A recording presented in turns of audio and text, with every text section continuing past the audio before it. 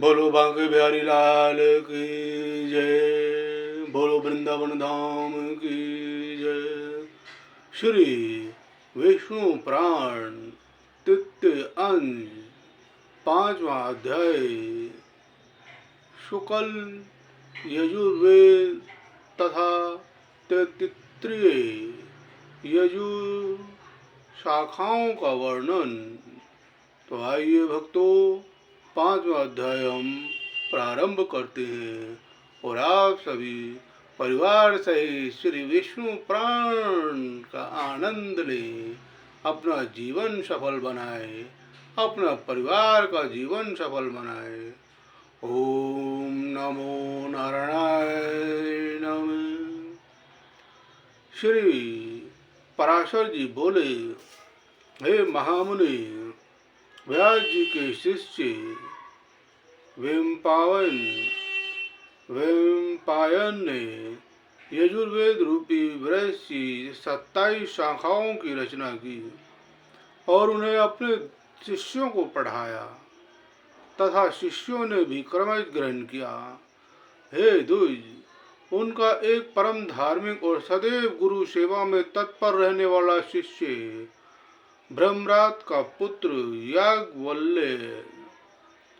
याज्ञवल्क्य था।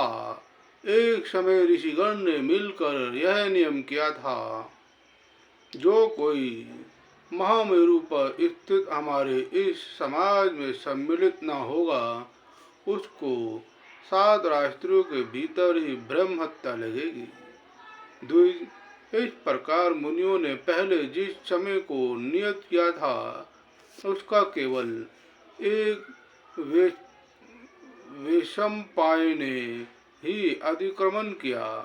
इसके पश्चात उन्होंने प्रमादवश पैर से छुए हुए अपने भांजे की हत्या कर डाली।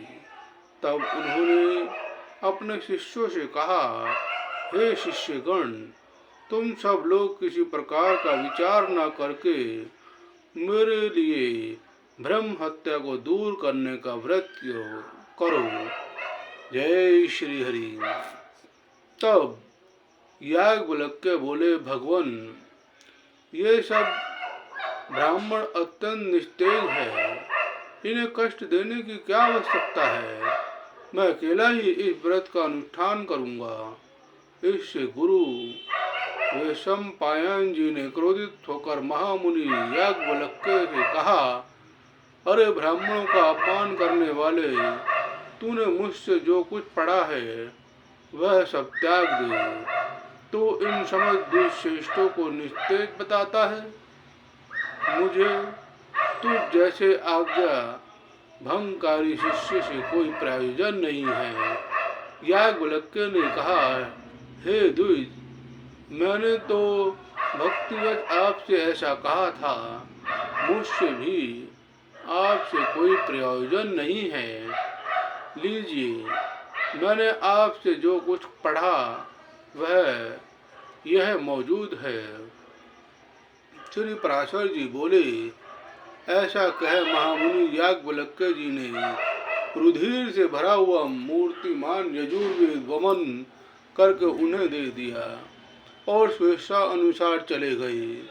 हे द्विज, याज्ञवल्क्य द्वारा वमन की हुई उन यजुर श्रुतियों को अन्य शिष्यों ने तितिर होकर ग्रहण कर लिया, इसलिए वह सब तैत्तिरीय कहलाए। हे मुनि सत्तम, जिन विप्रगण ने गुरु की प्रेरणा से ब्रह्म हत्या विनाशक व्रत का अनुष्ठान किया था, वे सब व्रत आचरण के कारण यदु शाखाध्यायी चरकाध्यायु हुए। तदनंतर याज्ञवल्क्य ने भी यजुर्वेद की प्राप्ति की इच्छा से प्राणों का संयम कर संयत चित्त से सूर्य भगवान की स्तुति की। ओम नमो नारायणाय नमः। याज्ञवल्क्य जी बोले, अतुलित तेज स्वामी, मुक्ति के द्वार स्वरूप और वेत्र रूप तेज से संपन्न एवं ऋक, यजु तथा साम स्वरूप सविता देव को नमस्कार है। जो अग्नि और चंद्रमा रूप जगत के कारण और सुषुम्र नामक परम तेज को धारण करने वाले हैं, उन भगवान भास्कर को नमस्कार है। कला काष्ठा निमेष आदि नमस्कार है। कला काष्ठा विशेष आदि काल ज्ञान के कारण तथा ध्यान करने योग्य पर ब्रह्म स्वरूप विष्णु में श्री सूर्य देव को नमस्कार है। जो अपनी किरणों से चंद्रमा को पोषित करते हुए देवताओं को तथा स्वधारूप अमृत से पृथुगण को तृप्त करते हैं, उन तृप्ति रूप सूर्यदेव को नमस्कार है। जो हिम जल और उष्णता के कर्ता अर्थात शीत वर्षा और ग्रीष्म आदि ऋतुओं के कारण है और जगत का पोषण करने वाले हैं, उन त्रिकाल मूर्ति विधाता भगवान सूर्य को नमस्कार है। जो जगतपति इस संपूर्ण जगत के अंधकार को दूर करते हैं, उन तत्व मूर्तिधारी विश्वान को नमस्कार है। जिनके उदित हुए बिना मनुष्य सत्कर्म में प्रवृत्त नहीं हो सकते और जल बुद्धि का कारण नहीं हो सकता, उन भास्वानंद देव को नमस्कार है। जिनके कारण समूह का स्पर्श होने पर लोग कर्म अनुष्ठान के योग्य होता है, उन पवित्रता के कारण शुद्ध स्वरूप सूर्य देव को नमस्कार है। भगवान सविता, सूर्य, भास्कर और विश्वान को नमस्कार है। देवता आदि भूतों के आदि भूत आदित्य देव की बारंबार नमस्कार है। जिनका तेजों में रथ है, प्रज्ञा ध्वजाएं हैं, जिनके अमर अशुभ गण वहन करते हैं तथा जो त्रिभुवन को प्रकाशित करने वाले नेत्र रूप हैं, उन सूर्यदेव को मैं नमस्कार करता हूँ। श्री पराशर जी बोले, उनके इस प्रकार स्तुति करने पर भगवान सूर्य अश्व रूप से प्रकट होकर बोले, तुम अपना कर अभिष्ट वर मांगो। तब याज्ञवल्क्य जी ने उन्हें प्रणाम करके कहा, आप मुझे उन यजुर श्रुतियों का उपदेश कीजिए जिन्हें मेरे गुरु जी ने ना जानते हों, मेरे गुरु जी भी ना जानते हों। उनके ऐसा कहने पर भगवान सूर्य ने उन्हें आयात याम नामक यजुर श्रुतियों का उपदेश दिया, जिन्हें उनके गुरु वे चंपायन जी भी नहीं जानते थे। हे द्विजोत्तम, उन श्रुतियों को जिन ब्राह्मणों ने पढ़ा था वे बाजी नाम से विख्यात हुए, क्योंकि उनका उपदेश करते समय सूर्य भी अश्रूप हो गए थे। हे महाभाग, उन बाजी श्रुतियों की कारणव आदि 15 शाखाएं हैं। वे सब शाखाएं महर्षि याज्ञवल्क्य की प्रवृत्ति हुई कही जाती है। ओम नमो नारायण नमः। ओम नमो नारायण नमः। श्री विष्णु पुराण का 5वां अध्याय संपन्न हुआ। अब हम आपको 6ठा अध्याय सुनाते हैं। सामदेव की शाखा 18 गुण, 18 प्राण और 14 विद्याओं के विभाग का वर्णन। ओम नमो नारायण नमः। ओम नमो नारायण नमः। श्री पराशर जी बोले, हे मित्र, जिस क्रम से व्यास जी के शिष्य जैमिनी ने सामवेद की शाखाओं का विभाग किया था, वह मुझसे सुनो। जैमिनी का पुत्र सुमंतु था और उसका पुत्र सुकर्मा हुआ। उन दोनों महामती पुत्र पौत्रों ने सामवेद की एक एक शाखा का अध्ययन किया।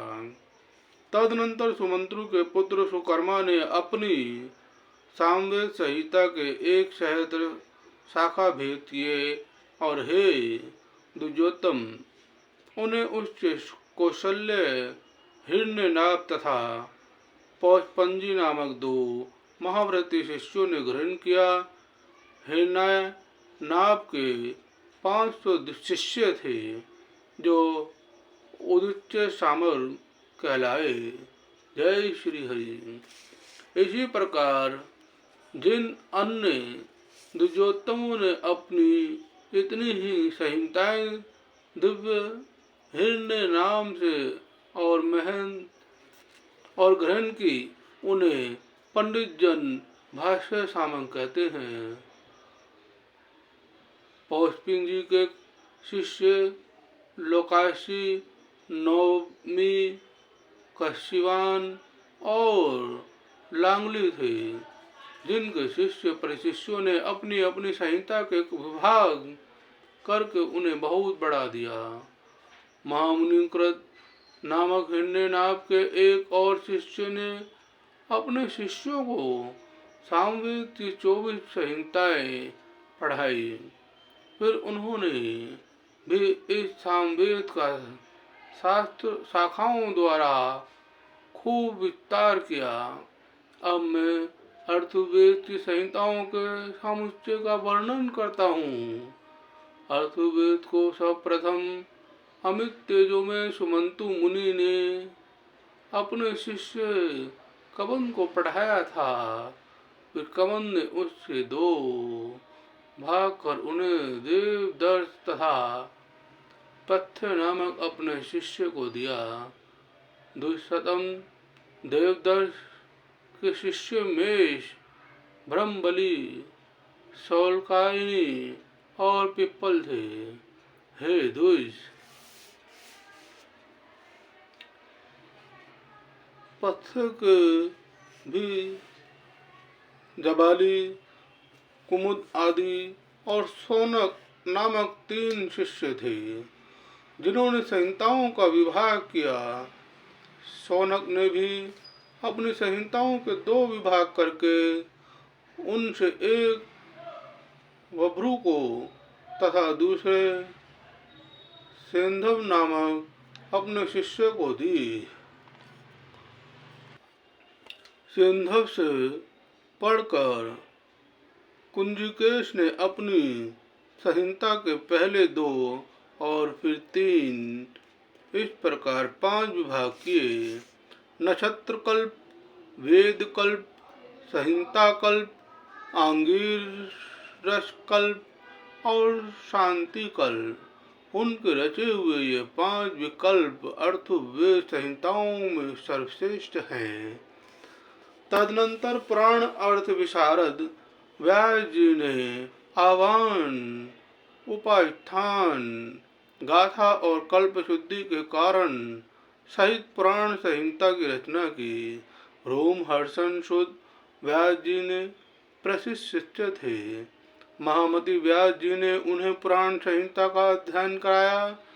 उन सूर्य जी के सुमति, अग्निवर्चा, मित्रायु, सात पायन, अकृतवर्ण और सावर्णी, ये 6 शिष्य थे। कश्यप गोत्रीय, अकृतवर्ण, सावर्णी और मास पायन, ये तीनों संहिता करता है। उन तीनों संहिताओं की आधार एक रोमहर्षण जी की संहिता है। हे विष्णु, हे पुने, हे मुने, इन चारों संहिताओं की सारभूत मैंने यह विष्णु पुराण संहिता बनाई है। पुराणज्ञ पुरुष कुल 18 पुराण कहलाते हैं। उन सब में प्राचीनतम ब्रह्म पुराण है। जय श्री हरि। प्रथम पुराण ब्रह्मा है, दूसरा पादम, तीसरा वैष्णव, चौथा शेष, 5वां भागवत, 6ठा नारदीय और 7वां मार्कंडेय है। इसी प्रकार 8वां आप्रमेय, 9वां भविष्य, 10वां महाव्यवर्त और 11वां पुराण लेंग कहा गया है। 12वां वराह, 13वां स्कंद, 14वां वामन, 15वां कौर्य कौरम तथा इससे पश्चात महात्म्य गरुण और ब्रह्मांड पुराण है। हे महामुनि, ये ही 18 महापुराण हैं। इनके अतिरिक्त मुनि जनों ने और भी अनेक उपपुराण बतलाए हैं। इन सभी में षष्ठी, प्राल्य, देवता आदि को के वंश